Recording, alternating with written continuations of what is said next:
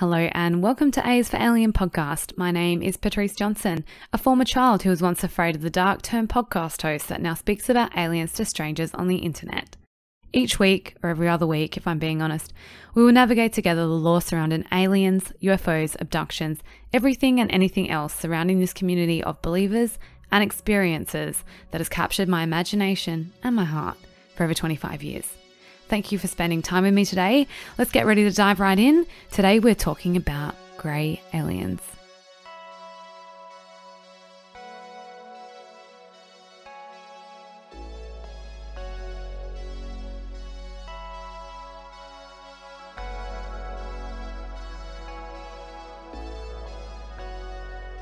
Hi everyone, and welcome to season 2.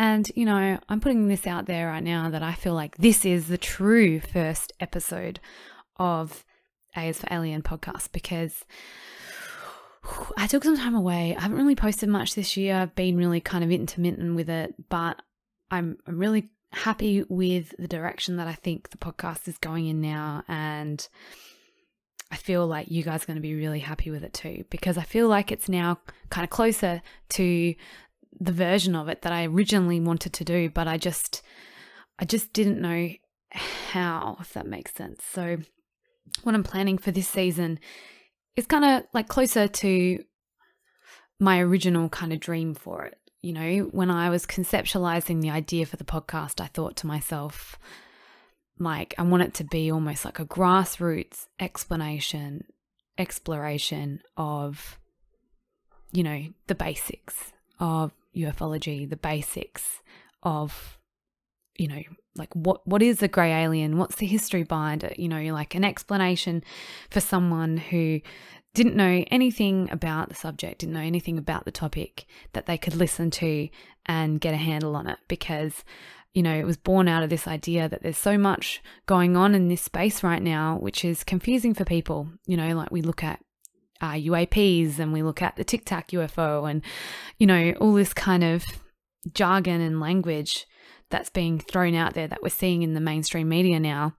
But, you know, people kind of just brush it off, I guess, a little bit, because unlike people like myself that have been interested in it for, you know, 25 years or however long, they don't realize kind of how important it is or what it means, because there isn't that fundamental basic knowledge of the topic. So that's what I'm hoping to kind of do with this next season.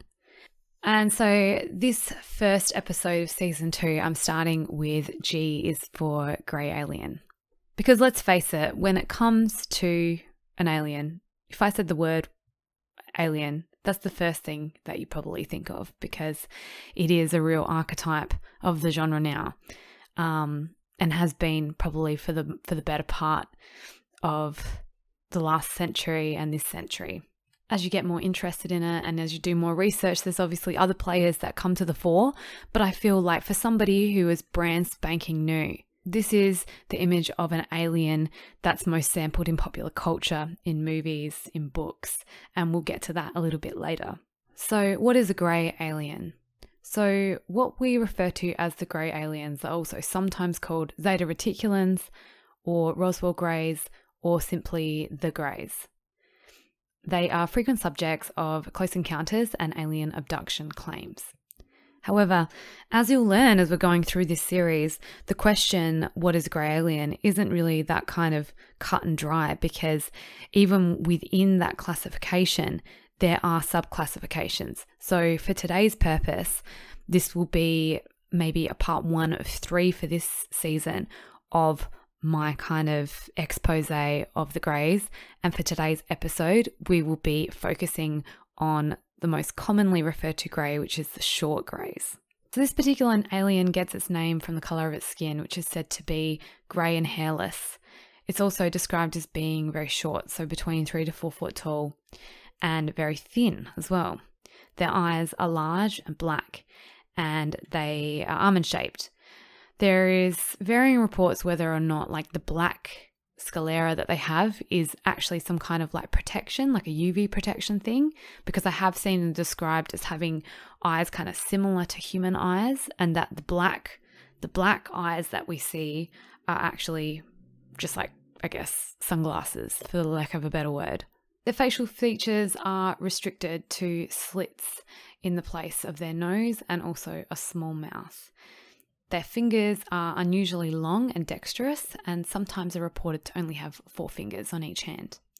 Their arms are quite long in proportion to their body, and they don't appear to have genitals. This is a feature that people notice because in most accounts, people think that they are naked, whereas I have heard in other reports too that the actual colour of their skin and what looks like skin is actually like a nanocloth, which is supposed to appear like skin but isn't skin. In some cases where the Greys are reported to have abducted people or interacted with people, their main mode of communication is through telepathy, so speaking through the mind. So within recent years, there's also been this differentiation when it comes to Greys, that perhaps the way that we see and interact with what we would consider a Grey alien isn't actually the entity that's not how they look physically, but it's the way that a higher dimensional being can act and interact with lower density environments such as Earth. Probably in part 2, I'll go into that a little bit deeper, because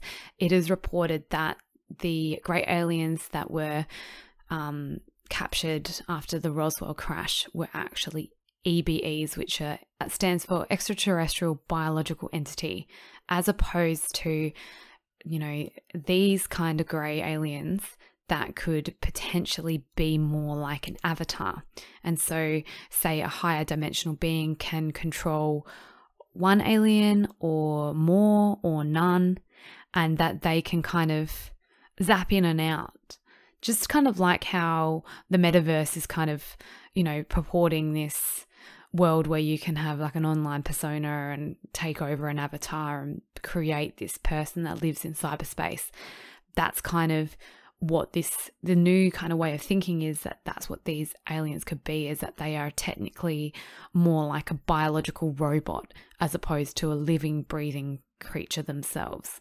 It may even be possible to believe that there are a number of different alien species that utilize the Grey alien vessel to interact with us here on Earth. You know, and that idea kind of makes more sense to me if we are to believe that these creatures have traversed time and space. Like if they were more like a robot, it kind of mitigates the risk of sending, you know, a spaceship full of living, breathing entities into the unknown. You know, if the mission fails, you just lost a couple of robots, as opposed to what you can imagine would only be like maybe their planet, their world's greatest minds, the people that they entrust to, you know, interact with other life forms. So I guess if you can just plug into an entity, plug your consciousness into a robot, I mean, it makes more sense, doesn't it? So sometimes the Grey aliens get called Zeta Reticulans because they are said to herald from the Zeta Reticuli, I can't say that word, Zeta Reticuli star system, which is a wide binary star system in the southern constellation of Reticulum. From the southern hemisphere, so where I live in Australia, the pair can be seen with the naked eye as a double star in very dark skies. Based on parallax measurements, the system is located at a distance of around about 39.3 light years. So if you don't know how light years work, basically if human beings were able to travel at the speed of light, it would take 39 years to get there. But at the time of this recording, in 2022, that's a physical impossibility. So assuming that we were able to use the technology that we have right now, it would take us approximately 685,000 years to get to that particular binary star system. So an interesting fact about Zeta Reticuli is that there is no known extrasolar planets in the star system. In 2007, the Spitzer Space Telescope, that's a tongue twister, try saying that 3 times. The Spitzer Space Telescope, Spitzer Space Telescope. The Spitzer Space Telescope was used to find an apparent infrared excess The radiation was attributed to an emission of a debris disk. So a debris disk is a circumstellar disk of dust and debris in orbit around a star. This was theorized to be orbiting the host star at a distance of 4.3 astronomical units. An astronomical unit is roughly the distance it takes to get from Earth to the Sun and is equal to 150 million kilometers or 8.3 light minutes. So in 2010, the Herschel Space Observatory, a telescope with a comparatively superior spatial resolution than the Spitzer Space Telescope, was able to determine that the infrared access was coming from a two-lobe structure that looked like a debris disk seen on edge. However, observations with ALMA, which is the Atacama Large Millimeter Submillimeter Array, from October and November 2017, revealed that the structure observed by Herschel showed no common proper motion with Zeta Reticuli. In these observations, no significant flux was detected, showing that the alleged debris disk was in fact not real, but rather a case of background confusion. So what you can garner from that is that accepted science doesn't believe that there is a planet even in the Zeta Reticuli star system. So I don't know. So for today's purposes, we will run with the fact and the idea that they are coming from the Zeta Reticuli star system, which, like we just established before, is 685,000 light years away. And so you might be thinking to yourself, like, how did they actually get here? And, you know, I feel like that's the argument that a lot of skeptics use, that, you know, it's kind of hard to get on board with the fact that these highly advanced entities, UFOs, aliens, are traveling here physically in nuts and bolts aircraft that they've traversed like thousands of kilometers in space just to get here to talk to us, which would be like similar to us kind of, I guess, talking to an ant colony or, you know, whatever. So despite having claims that they're able to speak via telepathy and whatnot, and are perhaps a kind of higher dimensional entity that is using these avatar bodies to communicate with us in a lower density, the accepted fact about these creatures, how they get around, is in a physical spaceship. And it is reported that the Roswell crash, which happened in 1947, was an actual fact. Zeta Reticulum Greys. You're probably familiar with the character Bob Lazar. Bob Lazar claimed that he was hired in the late 1980s to reverse engineer extraterrestrial technology. He claims that a lot of this secret work was done at a site called S4, a subsidiary installation allegedly located several kilometers away from the United States Air Force facility that was commonly known as Area 51. During his time working at S4, he says that it was his job to reverse engineer one of 9 flying saucers. He says that one of the flying saucers that he worked on, which he coined the sports model, was manufactured out of a metallic substance that was similar in appearance and touch to liquid titanium. So Bob Lazar said that the propulsion system of these spacecrafts on the vehicles that he studied ran on an antimatter reactor. Bob Lazar said that this antimatter reactor was fueled by the chemical element E115, which at the time hadn't yet been created. It was first synthesized in 2003 and later named Moscovium. He said that the propulsion system relied on a stable isotope of element 115, which allegedly generates a gravity wave that allowed the vehicle to fly and evade visual detection by bending light around it. So at this point, no stable isotopes of Moscovium have yet been synthesized. All have proven to be extremely radioactive, decaying in mere milliseconds. Lazar said when the craft was dismantled, the reactor he studied was topped by a sphere or a semi-sphere that emitted a force field capable of repulsing human flesh. So I guess like when you tried to touch it, you couldn't touch it. He explained that the craft that he examined was split into 2 main levels, that there was a reactor positioned in the center of the upper level with an antenna extending to the top, surrounded by 3 gravity amplifiers. These connected to gravity emitters on the lower level that can rotate 180 degrees to output a gravity beam or anti-gravity wave, and then the craft would travel belly first into this distortion field. Also said that when he joined the program, he was presented with briefing documents that outlined the historical involvement of Earth for the past 10,000 years with these extraterrestrial beings that were described as grey aliens from a planet orbiting the twin binary star system of Zeta Reticuli. Further to this, when describing the seats of this particular craft, he said that they were child size and had seen alien cadavers of corresponding sizes. So far, we've established that there's some kind of, biological robot that's traveling here in a highly sophisticated liquid metal anti-gravity spaceship across space and time. And then when they get here, what do? I guess the best way to examine this is to look at the reasons why and the stories behind how they became part of, the UFO alien lexicon. And of course, that particular case is the Betty and Barney Hill abduction. Okay, so Betty and Barney Hill were a couple that lived in Portsmouth, New Hampshire.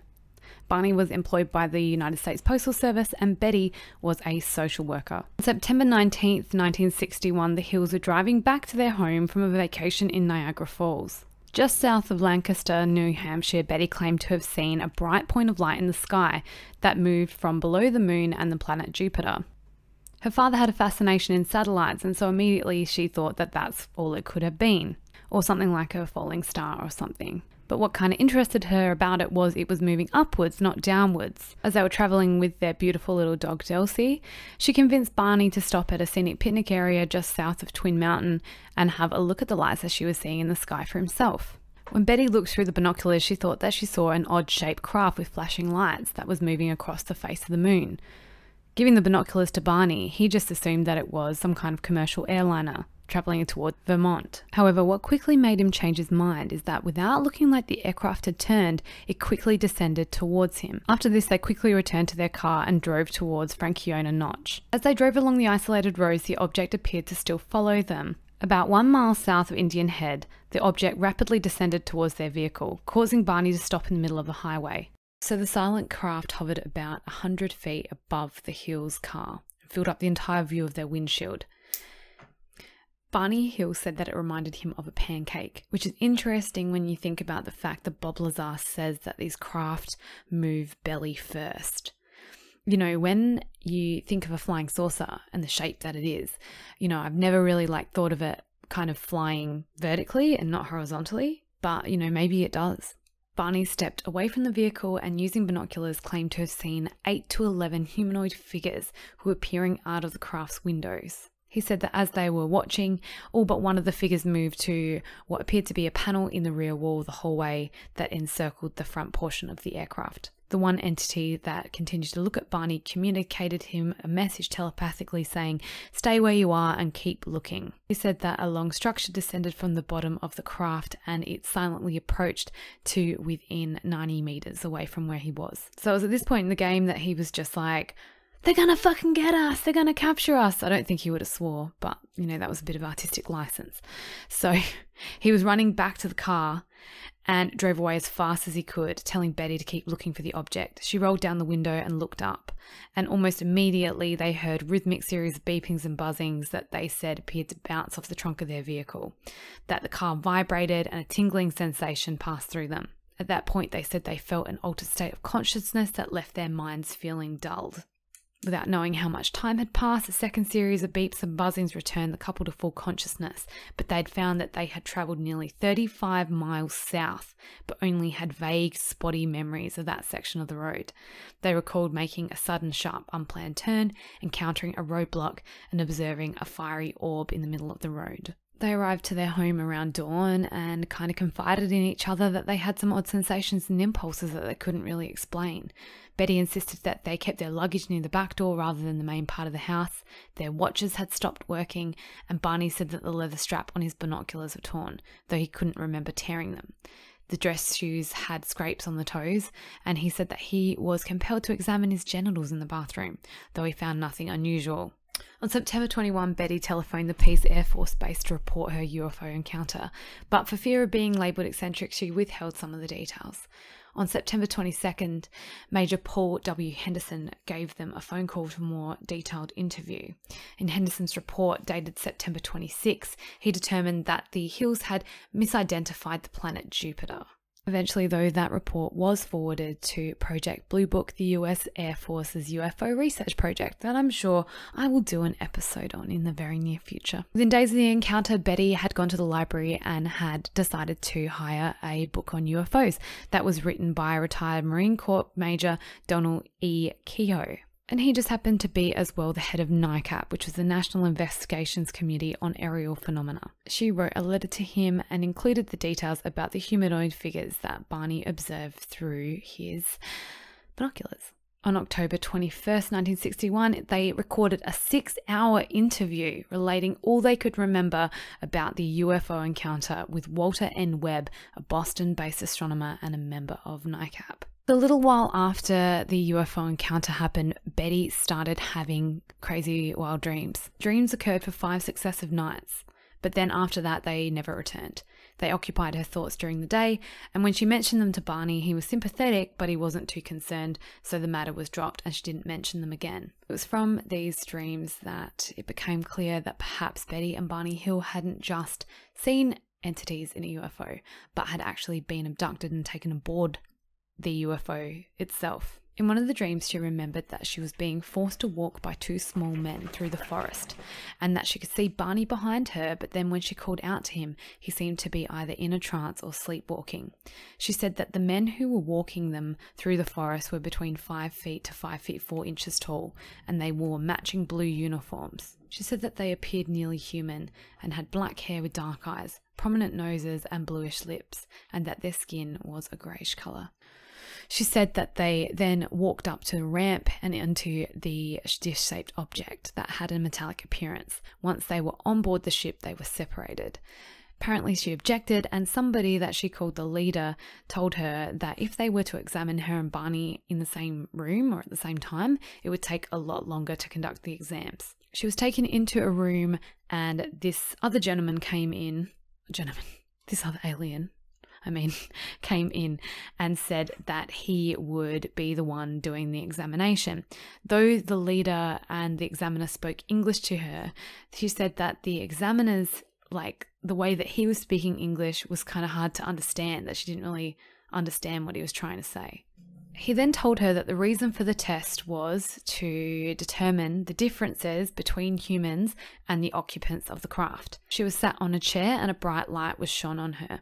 He then cut off a lock of her hair. He examined her eyes, ears, mouth, teeth, throat and hands, took clippings of her fingernails, looked at her legs and feet, and then used a dull knife similar to a letter opener to scrape some of her skin onto what resembled cellophane. Tested her nervous system, and then, most horrifying of all, he thrust a needle into her navel, which caused Betty agonizing pain. Upon realizing this, the leader waved his hand in front of her eyes and the pain vanished. Once the examination was over, Betty engaged with a conversation with the leader. She picked up a book with strange rows of symbols on it, and the leader said that she could take it home with her.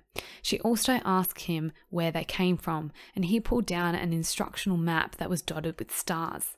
When they were taking the Hills back to their car, a disagreement broke out amongst the entities of the spaceship, and the leader told her that she couldn't take the book with her anymore as the other people had decided that they didn't even want her to remember the encounter. She told them that no matter what they tried to do to her memory, she would be determined to recall the events one day. After Barney and her were taken to the car, the leader suggested that they wait and watch for the ship to leave. They did so, and then they resumed their drive.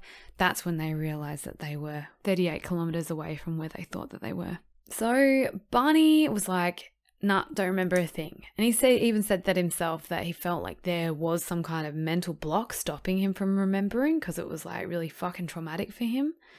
And further on down the line, the Hills decided to undergo hypnosis. And that's when Barney kind of disclosed that he had also been examined physically. And he said that he remembers being taken onto the disc-shaped craft, that they were separated, and then he was told to lay down on an exam table. And his narrative of the exam was fragmented because he kept his eyes closed for most of it and was terrified. He said that a cup-like device was placed over his genitals, that he didn't experience an orgasm, but he thought that a sperm sample had been taken. That they also scraped his skin and peered in his eyes and in his mouth, and a tube or cylinder was inserted into his anus and quickly removed. He said that he felt like someone was feeling his spine and seemed to be counting his vertebra. One of the interesting parts of this story is that after her hypnotic regression, the hypnotist suggested that she could sketch a copy of the star map that she saw. And although she said that the map had many stars, she only drew the ones that stood out distinctly in her memory. Her map consisted of 12 prominent stars connected by lines and 3 lesser ones that formed a distinctive triangle. In 1966, an author called John G. Fuller wrote a book called The Interrupted Journey, which detailed the Betty and Barney Hill case. The book included a copy of Betty's sketch of the star map. Intrigued by this, a woman called Marjorie Fish, who had read the book and was fascinated by the star map, wondered if it might be deciphered to determine which star system the UFO came from. Assuming that one of the 15 stars may have been the Earth's sun, she constructed a 3-dimensional model of nearby sun-like structures using thread and beads. She based the stellar differences on a star catalogue that was available to her at the time. Studying thousands of vantage points over several years, the only one that seemed to match the Hill map was from the viewpoint of the double star system of Zeta Reticuli, which brings us back to the grey aliens. I should mention though that Fisher's interpretation of the star map obviously drew great criticism, most notably by people like Carl Sagan. Ultimately, with advances in science in the 1990s, Fisher self-rejected her own hypothesis in a public statement. So you're probably sitting there thinking, wow, this is a fantastical story, but why would they be doing this? And how would it be allowed? Like, surely the government would know, someone would know, if there are UFOs out there that are abducting American citizens. And maybe they did. It depends on who you talk to and what you believe, because there is a theory that on February 20, 1954, President Dwight Eisenhower interrupted a vacation in Palm Springs to make a secret nocturnal trip to an Air Force base to meet with 2 extraterrestrial beings. Or he might have just gone to the dentist. Or he could have died of a heart attack. Stay tuned to find out.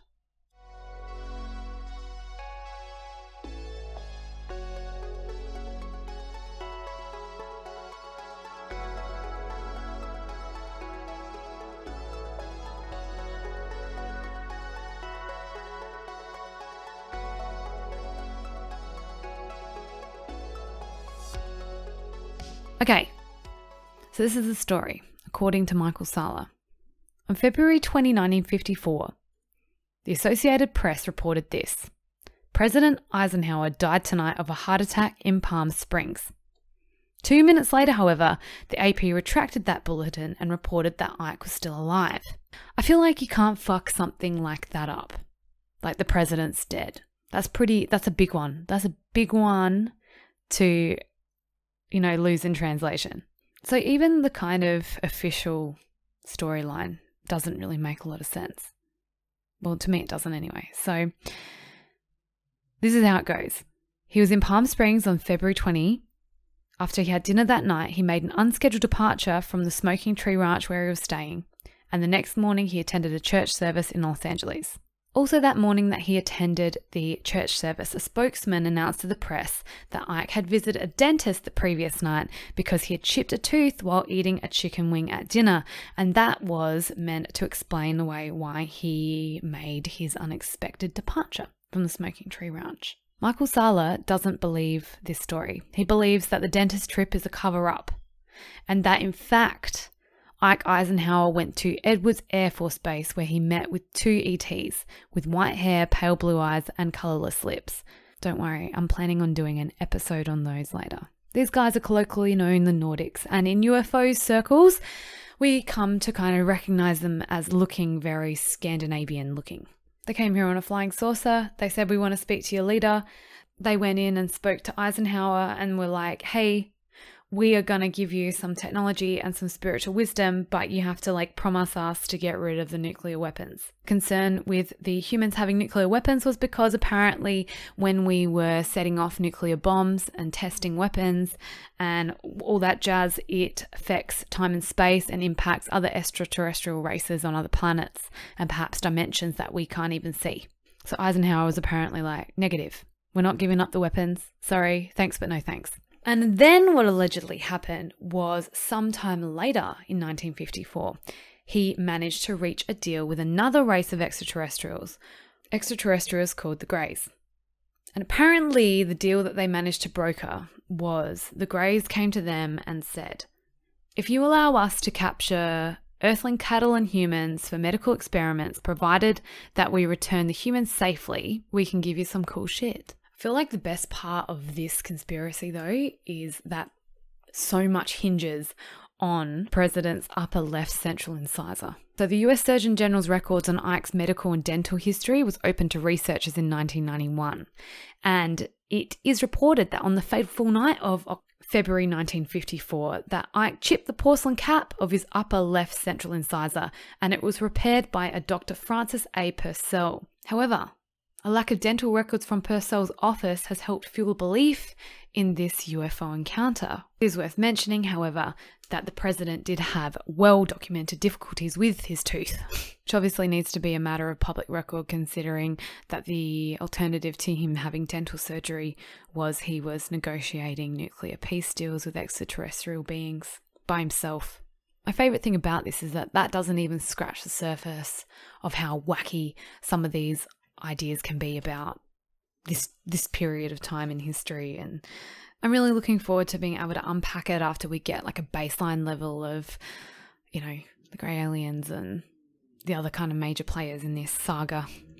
But before we get too ahead of ourselves, we've got to think, you know, this has all happened post-World War II, fairly modern. If this was a real phenomena, if these entities did exist, surely there would be examples of this in history.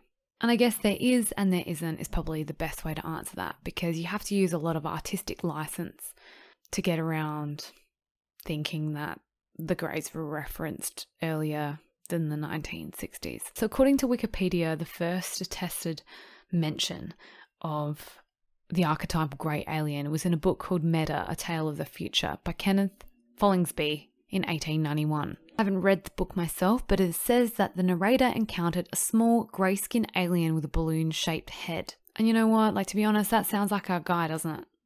In 1893, H.G. Wells presented a description of humanity's future appearance in the article A Man of the Year Million, describing humans having no mouths, nose, or hair with large heads. Something that makes me pause for thought, though, is that as early as 1917, Aleister Crowley was describing meetings with this entity called Lamb that had a similar appearance to a modern grey, and he'd even drawn it. And to be honest, it looks like a grey alien, except for its eyes are a lot smaller. But when you actually study the drawing that Crowley drew, it has these kind of like strange eyebrow structure things, which, like, if you almost look beyond the picture, you can kind of see how instead of the kind of slit-like eyes that Lamb has, it should almost have these more almond-shaped, larger eyes, I think. So he said that he could contact this entity through the process that he called the Alamantra workings, that he said allowed humans to contact beings from outer space and across dimensions. So here we are, though, in 2022, and interestingly, it appears that alien abductions are down. And of course, you know, there is no... well, I guess there probably is. There probably is like a national body that keeps track of these things. But I think what we find is that there was huge amounts of abduction experiences through, you know, the 50s, 60s, 70s, 80s, even the 90s. But after that period of time, like from the 2000s onwards, it's kind of died down, not been, you know, the way that it was previously. And, you know, could that actually be attributed to the fact that the Grenada Treaty was over? That the agreed period of time that the grey aliens were allowed to conduct their kind of research and experiments on humans has come to a grinding halt. And that's the reason why now it seems that the encounters that people are having are more along the lines of, you know, channeling messages through dreams, all that kind of stuff, which interestingly is the kind of communication that we saw in the early days of like contactees and that kind of mystical, magical type of interaction with extraterrestrials before we did have that dark turn and see the abduction phenomena come to a fore. If you're listening to this right now and you are an experiencer, I'd love to hear from you right now if you feel comfortable like contacting me and telling me about what's going on with you now, especially if it's something like you've had lifelong abductions. Especially if you are in that age where you are maybe in your 60s or 70s, like, have you noticed a difference? Have you noticed a change in your interactions with these creatures from that period of time till now? Like, that would be really interesting to go into. Like, if people are able to differentiate a period of time when things changed, when their experiences changed, and you know, being able to like collect that kind of information. I'm sure that someone is, like, surely somewhere like MUFON or something must be collecting that information. But I really think it would be interesting to speak to people who are in their 60s and 70s about what their experiences were like when they were younger, as opposed to how their experiences are now. And just seeing if, you know, you can make any kind of correlation, or if there's any kind of similarities in the timelines that these people are experiencing. That would be really interesting to me. Yeah, I'm so excited, guys, because we haven't even scratched the surface, and I haven't even mentioned Whitley Strieber or Travis Walton or anything like that. So as you can tell, we just have like such a huge plethora of information and things to go through, and I'm really excited to be sharing this project with you. All right, guys, so I reckon that this is going to be about it for me tonight. If you've made it all the way through and you've listened to the entire thing, then you're the real star of the show. I hope you found this entertaining. And as always, I really appreciate any and all of your feedback. Let me know what you think. Do you like this? Do you think it could be better? Have you got any ideas that you think I could integrate that would make it more enjoyable for you?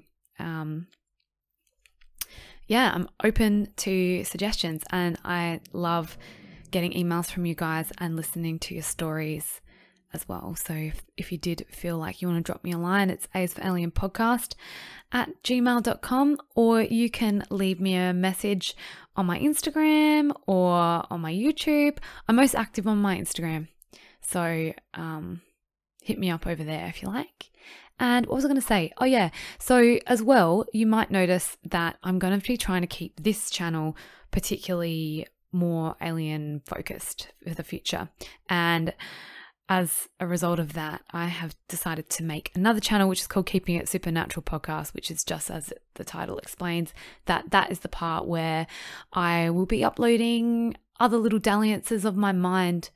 So if you want to hear my perspective on cryptids and ghosts and hauntings and all that kind of stuff, then that's the place to catch me over there. So I don't know if anything's going to be uploaded yet. You can follow me on my Instagram, that Keeping It Supernatural Podcast, for updates, because I'm probably going to upload this before I upload anything on there. So, but that's just something to keep an eye out for. And yeah, thank you so much for all your loyalty, and I'm really proud of the community that we have here. So if you're brand new and you're listening to this, welcome. And I can't wait to hear perspective on all the weird and wonderful, wacky things that we talk about and explore here in this safe space. All right, good night. Bye.